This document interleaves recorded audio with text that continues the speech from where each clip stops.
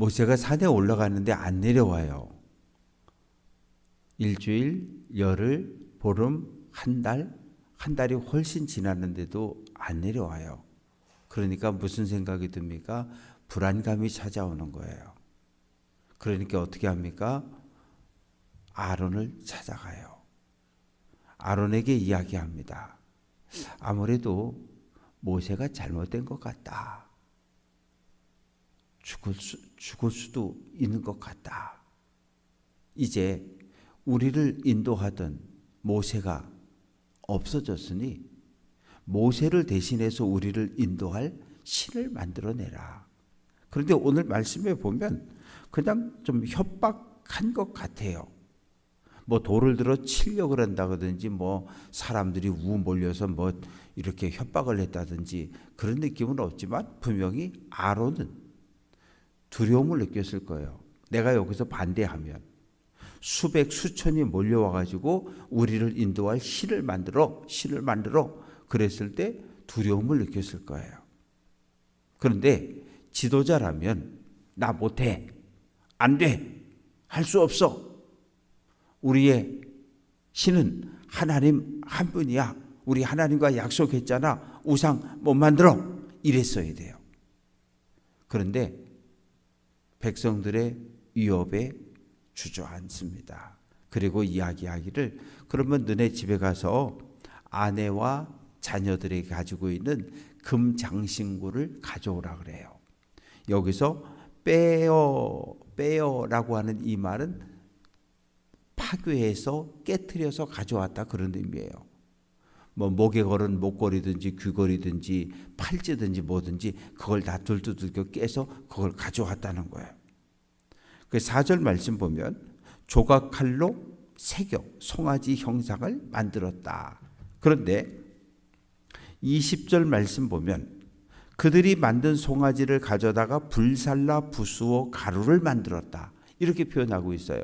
이 두 개의 말씀을 연결해서 생각해 보면 아론이 아카시아 나무든 나무를 가지고 송아지 형상을 만들었어요. 그리고 그 송아지 형상에다가 백성들이 가져온 금을 다 불에 녹여서 금을 도금을 했어요. 그렇게 이해를 하면 이게 가능합니다. 결국 금송아지 형상의 우상을 만들어낸 것은 아론입니다. 백성들은 협박했고 아론은 굴복했고 그래서 금송아지 우상이 만들어졌고 그리고 아론이 선언합니다. 4절 이스라엘아 이는 너희를 애굽 땅에서 인도해낸 너희의 신이다. 여기서 뭐 하는 거예요? 아론이 백성들과 관계를 끊어버리는 거예요. 그러니까 나의 신이 아니라 너희 신이라는 거예요. 너희 신이라는 거예요. 그러면서 책임을 자기는 안 지겠다는 거예요. 너희가 요구한, 그래서 내가 너희를 위해 만든 너희의 신이라는 거예요. 그리고 5절에서 이야기합니다. 자, 내일 축제일이다. 내일 다 모여라. 그리고 6절 말씀 속에 보면 그런데 문제는 5절 끝부분에 보면 내일은 여호와의 절일이다. 여호와의 절일이라는 것은 여호와를 위해 예배하는 축제의 날이라는 그런 의미예요. 우상을 만들어 놓고 그리고 아침부터 일찍이 일어나 가지고 다음 날 번제 드리고 화목제 드리고 백성이 앉아서 먹고 마시고 일어나 뛰놀더라. 이런 모습은 전통적인 이방 애굽이라든지 블레셋 주변 모든 나라들은 이렇게 신을 숭배했어요. 그런데 이스라엘이 하나님을 예배하는 모습은 침묵입니다. 이방 나라들은 정적이에요. 신전에서 춤을 추고 음식 먹고 막 여기는 뭐가 빠졌냐면 여사제들과의 성관계를 포함한 그런 축제가 벌어지는 거죠. 그런데 하나님을 예배하는 예배의 모습은 침묵이에요. 정적이에요. 하나님의 오심을, 하나님의 말씀을 기다리는 거거든요. 그렇게 달라요. 그런데 백성들이 우상을 만들고 춤을 추고 경배하고 있을 때 산 위에서 하나님께서 모세에게 말씀하셔요. 7절부터 14절까지 이어지는 말씀은 모세야, 너 이제 내려가라는 거예요. 지금까지 하나님과 산에 있었는데 내려가라는 거예요. 그러면서 내가 애굽 땅에서 인도하여 낸 내 백성이 부패하였다. 이제 하나님도 이스라엘과 관계를 끊겠다는 거예요. 모세야, 그 이전에는 하나님께서 뭐라고 말씀하시냐면 애굽에서 고통받는 백성을 내 백성이라고 그러셨거든요. 내 백성이었어요.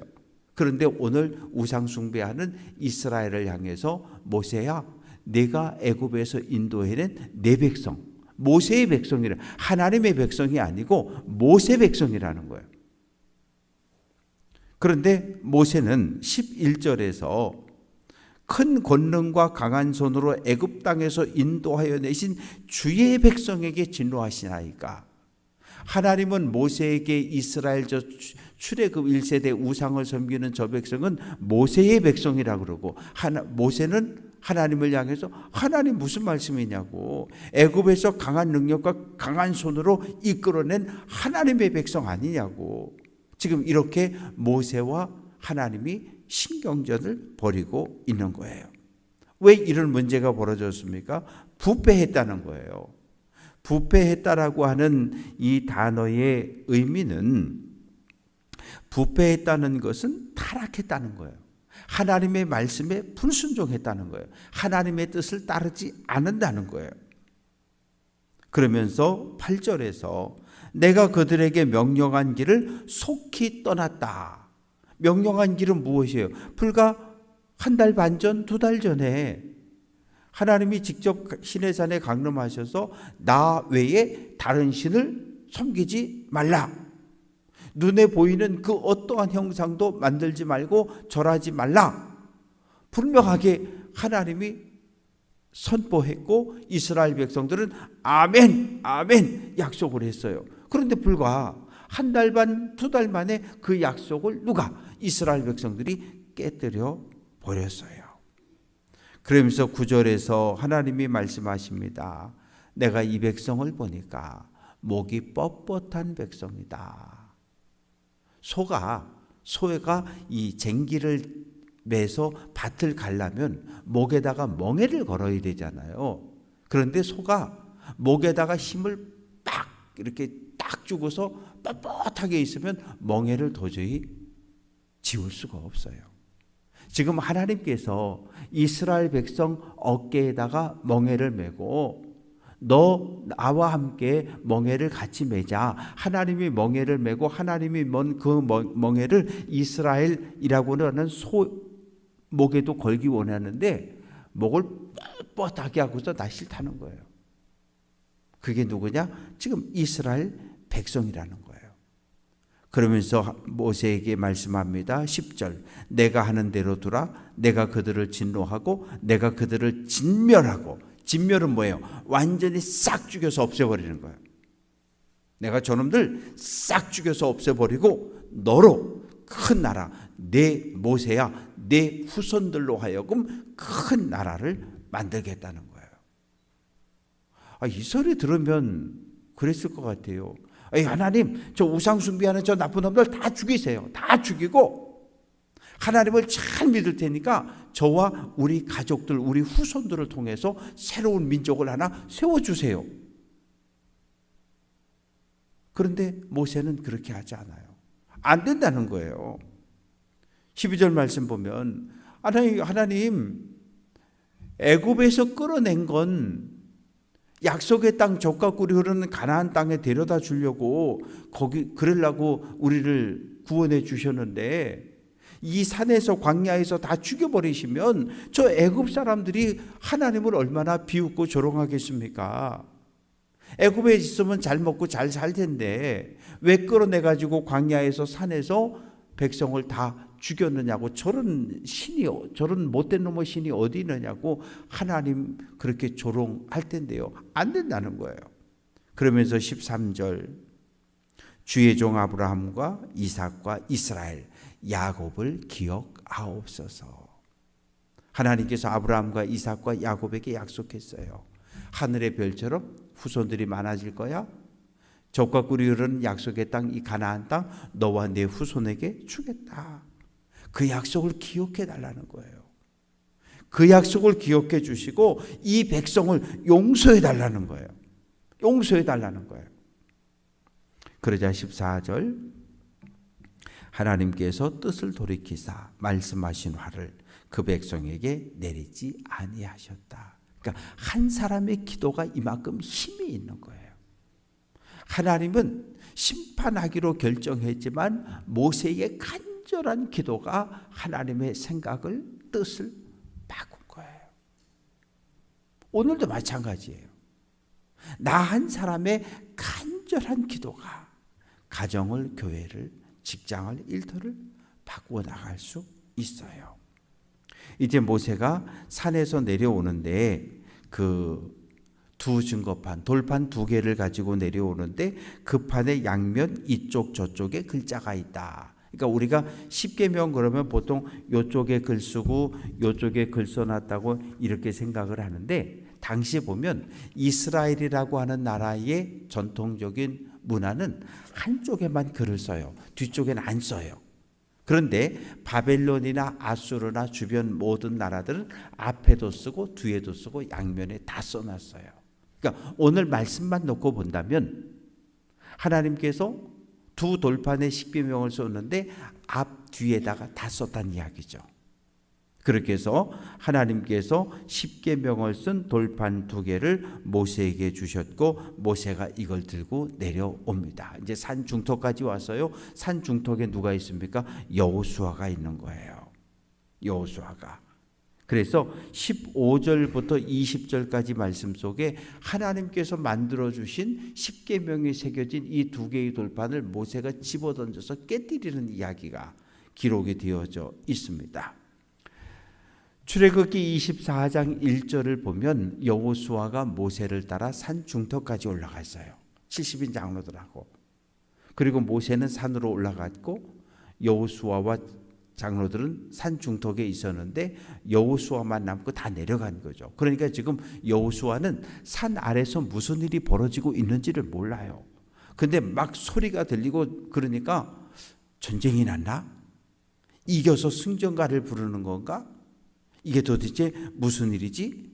여호수아는 몰라요.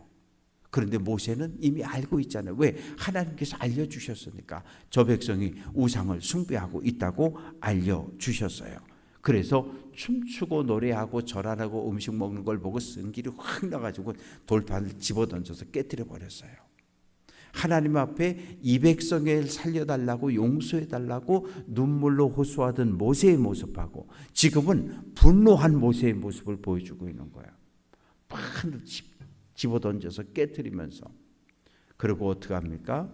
20절 말씀 보면 금송아지를 불에다가 집어넣어서 나무를 태우고 그 또 금도 녹고 그걸 어떻게 해요?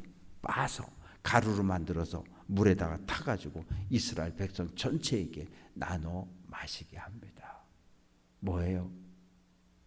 우상숭배한 죄악을 내 몸속에 집어넣는 거예요.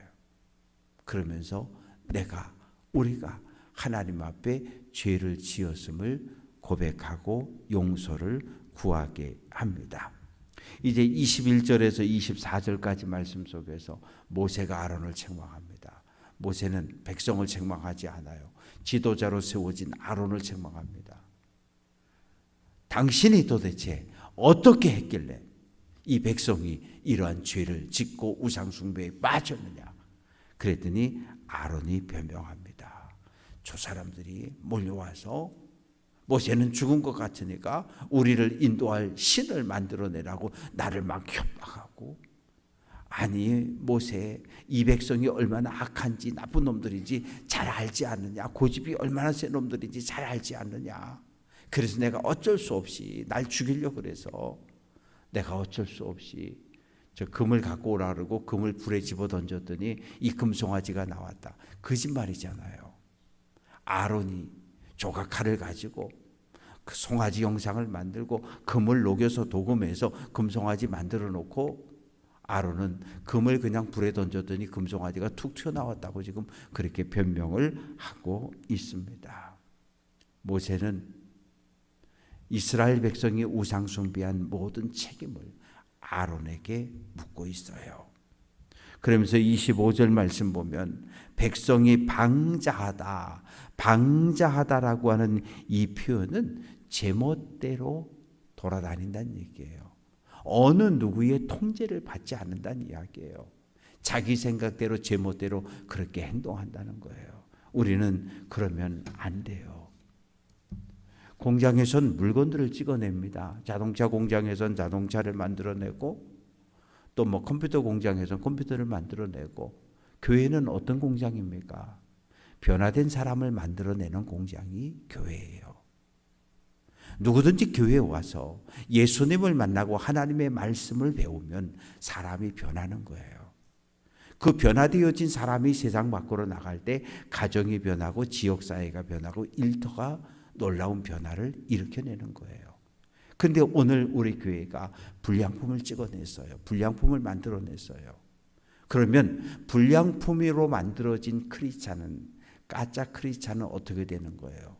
분명히 겉모습은 주일이면 성경책 들고 교회 오는 건 맞는데 가정에서, 일터에서, 사회에서 나쁜 영향을 미치는 거예요. 악한 행동들을 하는 거예요. 왜? 불량품이니까. 그건 누구 책임입니까? 교회 책임이에요.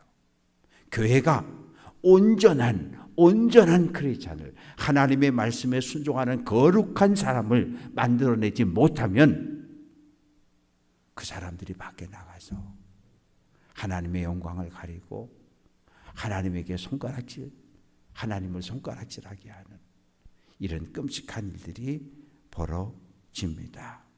모세가 진문에 딱 섰어요. 이스라엘 백성들은 이렇게 가족별로 이렇게 모여서 진을 치고 있는데 들어가고 나가는 문들이 있잖아요.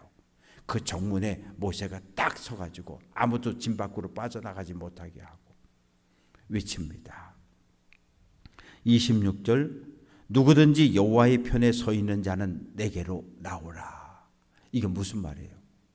오늘 여호와를 위하여 희생하고 헌신할 사람은 나에게 오라는 거예요. 우상 숭배에 참여하지 않고 하나님을 두려워하며 하나님의 거룩함을 가지고 있는 의로운 분노가 가지고 있는 사람들은 내게로 나오라는 거예요. 그러자 레위 사람들이 칼을 차고 나옵니다. 모세가 외칩니다.